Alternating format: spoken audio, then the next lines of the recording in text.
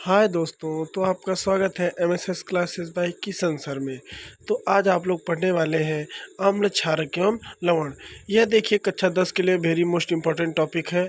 तो आज हम लोग पढ़ेंगे अम्ल, क्षारक एवं लवण। तो सबसे पहले दोस्तों हम लोग देखेंगे अम्ल क्या होता है। चलिए तो आ जाते हैं हम लोग अपने टॉपिक पर। तो दोस्तों आपको दिखाई दे रहा होगा स्क्रीन पर अम्ल। तो अम्ल की दो परिभाषाएं हैं। तो सबसे पहले हम लोग इसकी पुरानी परिभाषा, लेकिन आपको परीक्षा में अगर आता है तो आपको आर्हेनियस के अनुसार परिभाषा को लिखना होगा। तो दोस्तों आपको स्क्रीन पर लिखा जा रहा है, आप लोग देखिए। तो वे पदार्थ जिसका स्वाद खट्टा होता है तथा जो नीले लिटमस पेपर को लाल कर देता है।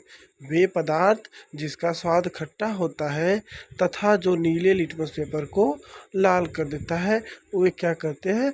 अम्ल कहलाते हैं। ये तो पुरानी परिभाषा है। तो दोस्तों देखिए, ये अम्ल की पुरानी परिभाषा रही।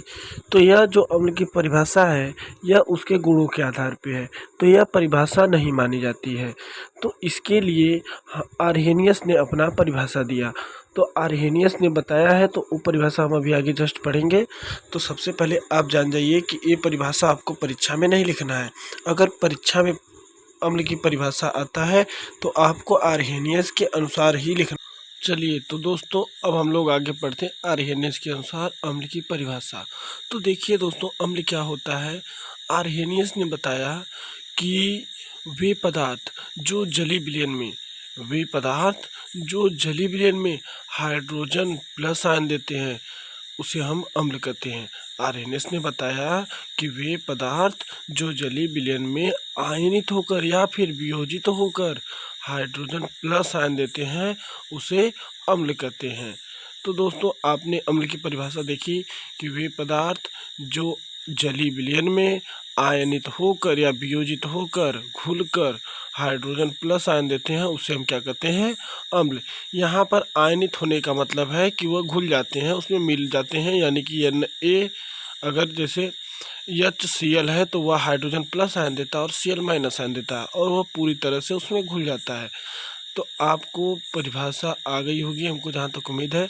तो वे पदार्थ जो जलीय विलयन में हाइड्रोजन प्लस आयन देते हैं उसे हम अम्ल कहते हैं। या फिर आपको स्क्रीन पर लिखा गया है वही आप नोट में लिखेंगे और परीक्षा में ध्यान रहे यही परिभाषा लिखना है। तो वे पदार्थ जो जलीय विलयन में आयनित होकर हाइड्रोजन प्लस आयन देते हैं उसे अम्ल कहते हैं। तो आगे देखिए, आगे आपको उदाहरण दिया गया है। हाइड्रोक्लोरिक अम्ल HCl होता है, सल्फ्यूरिक अम्ल H2SO4, नाइट्रिक अम्ल HNO3, एसिटिक अम्ल CH3COOH और ऑक्जेलिक अम्ल HCOOH ट्वाइस। तो ये होता है अम्ल।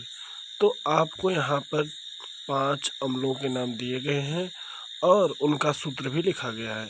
तो इसमें 3 प्रबल अम्ल है, HCl, H2SO4, HNO3, ये सब प्रबल अम्ल हैं। तो प्रबल अम्ल क्या होते हैं? जो जल में पूर्ण विलय होते हैं वो प्रबल अम्ल होते हैं। और दुर्बल अम्ल क्या होते हैं? जो जल में अल्प विलय होते हैं वो होते हैं दुर्बल अम्ल। आगे हम लिख दे रहे हैं प्रबल अम्ल की परिभाषा, आप लोग आगे देखिए।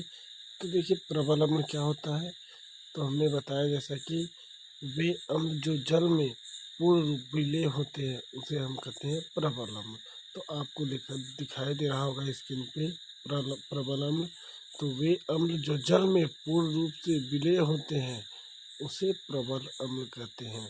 जैसे में HCl, H2SO4 आपको अभी उदाहरण हम दिखाए थे। अब आता है दुर्बल अम्ल। तो देखिए दुर्बल अम्ल क्या होते हैं। वे अम्ल जो जल में अल्प रूप से विलय होते हैं उसे दुर्बल अम्ल कहते हैं। जैसे में एसिटिक अम्ल CH3COOH, ऑक्जेलिक अम्ल COOH ट्वाइस होता है। तो ये होता है दुर्बल अम्ल। अब हम लोग पढ़ेंगे क्षारक। चलिए तो अब हम लोग आगे बढ़ते हैं। आगे आता है क्षारक। तो दोस्तों देखिए क्षारक क्या होता है। तो इसकी पहले हम लोग पुरानी परिभाषा पढ़ते हैं। तो वे पदार्थ जिसका स्वाद तीखा या कड़वा होता है, वे पदार्थ जिसका स्वाद तीखा या कड़वा होता है और जो लाल लिटमस पेपर को नीला कर देते हैं उसे हम क्षारक कहते हैं। वे पदार्थ जिसका स्वाद तीखा या कड़वा होता है तथा जो लाल लिटमस पेपर को नीला कर देते हैं क्षारक कहलाते हैं। तो ये आपको परिभाषा आ गई होगी। चलिए तो हम आगे अब पढ़ते हैं आर्हेनियस के अनुसार क्षारक की परिभाषा। तो आर्हेनियस ने क्या बताया, वे पदार्थ जो जलीय विलयन में आयनित होकर या वियोजित होकर हाइड्रोक्साइड आयन देते हैं यानी कि OH आयन देते हैं उसे हम क्षारक कहते हैं। तो वे पदार्थ जो जलीय विलयन में आयनित होकर हाइड्रोक्साइड आयन देते हैं उसे क्षारक कहते हैं। तो आगे देखिए दोस्तों, हम लोग पढ़ेंगे क्षारकों के कुछ उदाहरण। तो पहला है सोडियम हाइड्रोक्साइड NaOH, दूसरा है पोटेशियम हाइड्रोक्साइड KOH और एक लास्ट है अमोनियम हाइड्रोक्साइड NaH4OH।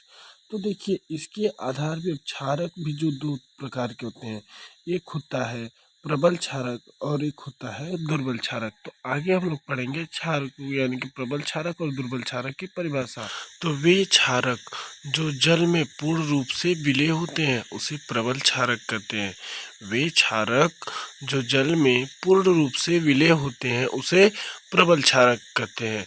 तो इसका उदाहरण होता है जैसे पोटेशियम हाइड्रोक्साइड यानी कि KOH या फिर सोडियम हाइड्रोक्साइड। आपको स्क्रीन पर इसका उदाहरण दिखाई दे रहा होगा। उदाहरण NaOH और KOH यानी सोडियम हाइड्रोक्साइड और पोटेशियम हाइड्रोक्साइड। तो आगे हम लोग पढ़ेंगे दुर्बल क्षारक। तो देखिए दोस्तों, दुर्बल क्षारक क्या होता है, वे क्षारक जो जलीय विलयन में पूर्ण रूप से विलय नहीं होते हैं उसे हम कहते हैं दुर्बल क्षारक। वे क्षारक जो जलीय विलयन में पूर्ण रूप से घुल नहीं जाते हैं उसे हम कहते हैं दुर्बल क्षारक। आपको आ गया होगा और उदाहरण आपको स्क्रीन पर दिखाई दे रहा होगा। दुर्बल क्षारक का उदाहरण है अमोनियम हाइड्रोक्साइड यानी H4OH और कैल्शियम हाइड्रोक्साइड CaOH ट्वाइस। आपको स्क्रीन पर दोनों दिखाई दे रहा होगा। अब हम लोग पढ़ेंगे लवण। तो देखिए लवण क्या होते हैं, अम्ल तथा क्षारक की उदासीनीकरण अपक्रिया से प्राप्त अम्ल तथा क्षारक की उदासीनीकरण अपक्रिया से प्राप्त आयनिक ठोस को लवण कहते हैं। आप लोगों को स्क्रीन पर यह अपक्रिया दिखाई दे रही होगी। HCl प्लस NaOH और बना रहा है NaCl प्लस H2O, यानी कि यहाँ पर जो NaCl आपको दिखाई दे रहा है सोडियम क्लोराइड, यह लवण है और ये क्या बना रहा है, जल बना रहा है, लवण और जल बना रहा है। तो इस अपक्रिया को हम उदासीनीकरण अपक्रिया भी कहते हैं।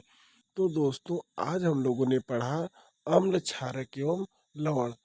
तो अम्ल क्या होता है, क्षारक क्या होता है और लवण क्या होता है।